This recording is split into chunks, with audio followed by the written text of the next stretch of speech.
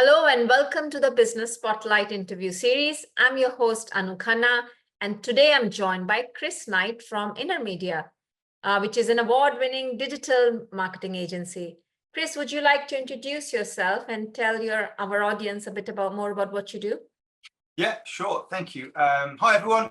My name's Chris Knight. I am the MD or the owner of Innermedia. We are a digital marketing agency. We 23 years this year, and we do that kind of whole 360 thing from websites, management, aftercare, planning, branding, SEO, paid, anything digital that you can think of, we do. So we've got 23 staff, and we specialize in a few sectors: independent schools and corporate, which is kind of a big brush of everything that you could think of. Wow, amazing. 23 years in business, and you clearly have grown and you have diversified into various areas. What would you attribute this growth to, Chris? I think we've always had, or I've always had, a client first focus. So it sounds a bit cheesy, but we look for relationships, not clients. Everything we do is in the client's best interest. And I'd rather lose money and make a client happy than to a lot of people we work with, because in the early days we'd outsource our business here and there, and some people were more interested in making money than actually making people happy. And the ethos of the company has always been that we want to be the best that we can be, and make clients as happy as they can be. And we found that's been really successful. I think value as well. I don't think you have to be the cheapest out there, but you have to offer really good value in what you're providing. I think ethos as well. So we always pride ourselves on being very honest and putting ourselves in the client's shoes. And it's important that our staff, not just our clients, feel that, but our staff know that, because that's kind of quite key. One massive part of our growth was is very early on, we kind of identified that we wanted to create an annuity stream. So we created products and services that would build like a monthly or an annual retainer. And then as that kind of grew, it made it a lot easier to employ the right staff and to kind of reach the right clients. I think retention is also based on that kind of annuity stream, that retention. The business is based on one word, and that's retention. So everything we do is in the best interests of our clients, and we make sure that, things go wrong. Things will go wrong. It's how you react and how you deal with clients that really matters. And when we look at our retention rate in the last 14 years, we've got about a 92% retention rate of clients. Oh. So we're not getting it quite right yet. We've still got 8% to get right, but it's pretty good, and that has really helped us kind of grow. I guess communication. That's what we're quite bad at communicating with clients sometimes. Like we do loads of stuff in the background, not really tell them. So it's really important to make everyone understand that good change mentality, especially clients. And I think what everyone will probably struggle with is letting go, especially business owners. So which I still struggle with today. But at some point you build. I think that the best employment you can do is get people that are better than you at what you do in to help you run the company. And in the early days, I used to sell websites, design websites, build them, write them. I used to do everything, and I'm kind of quite creative. So even now I find it quite hard to let go. But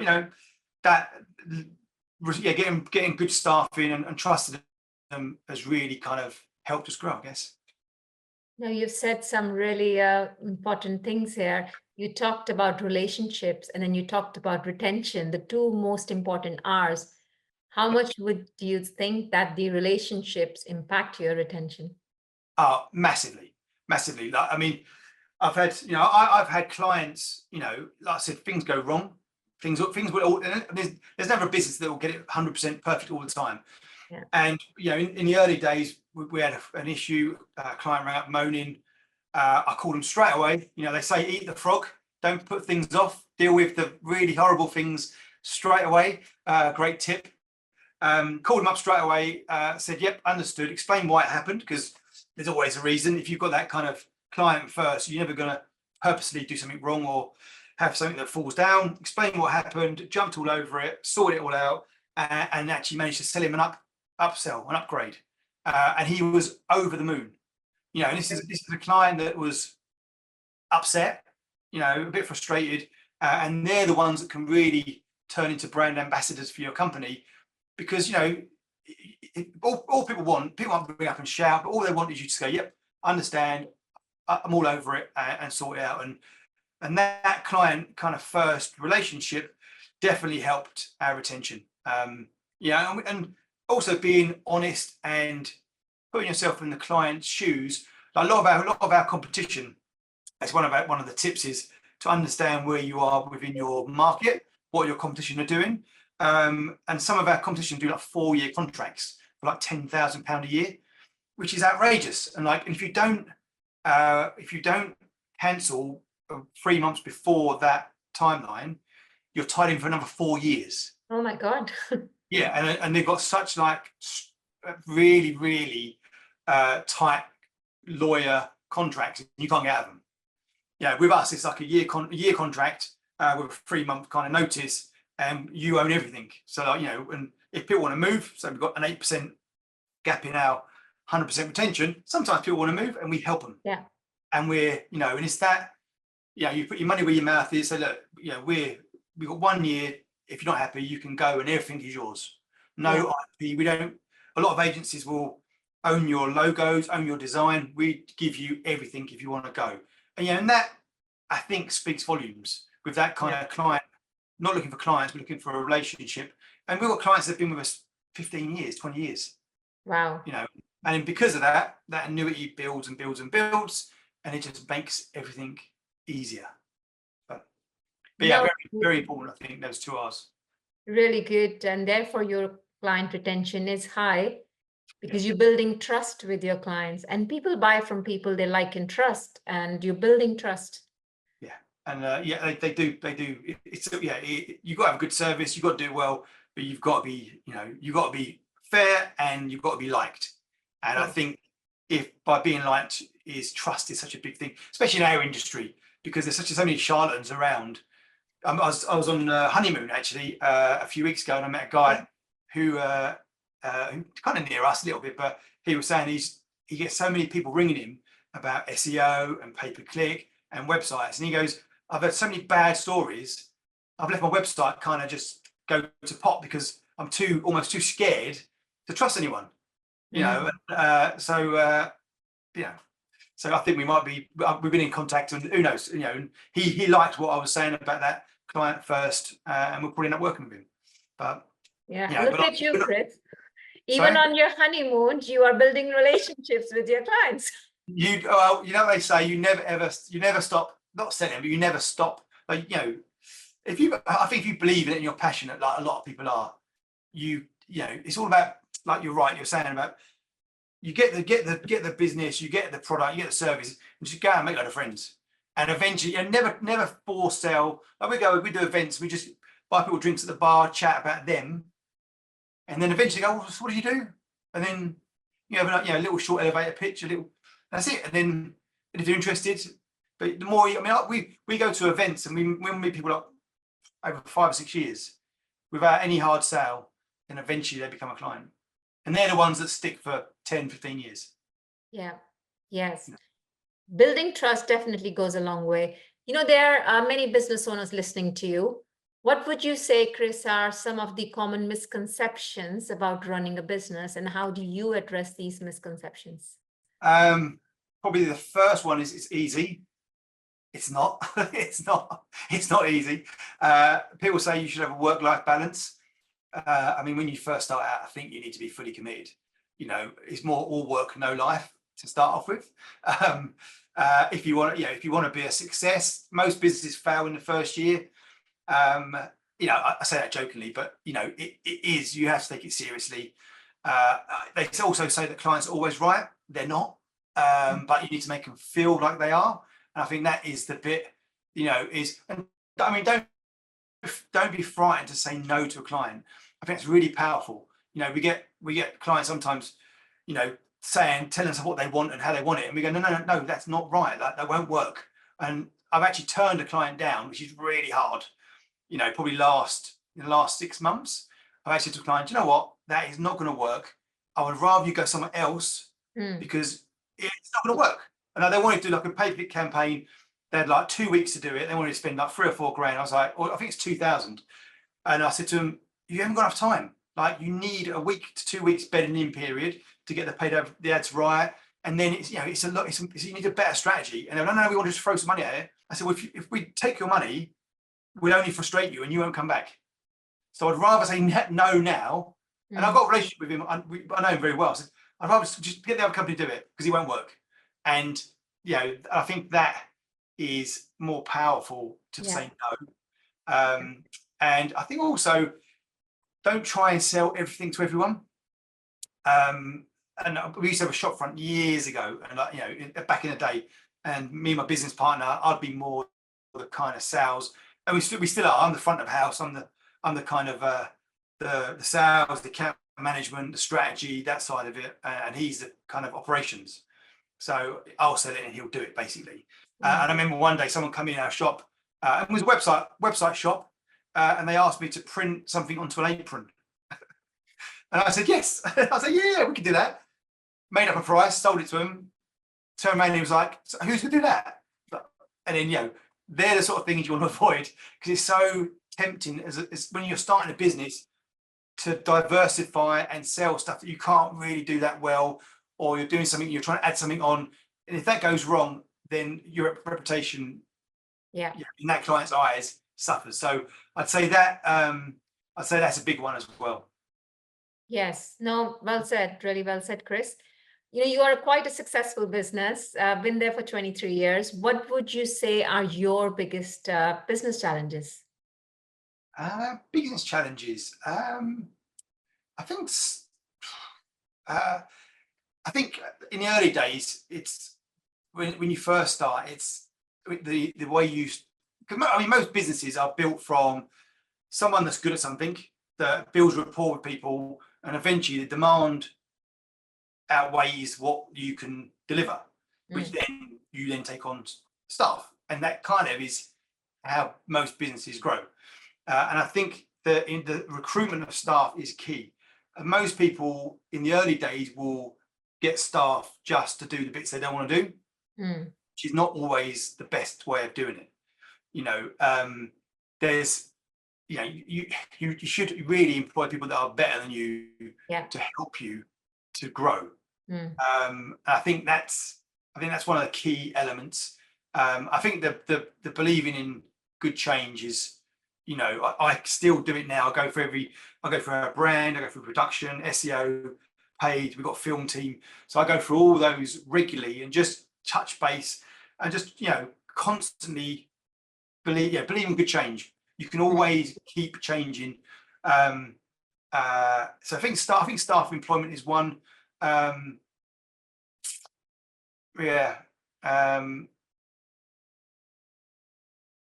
mean, was the other challenges?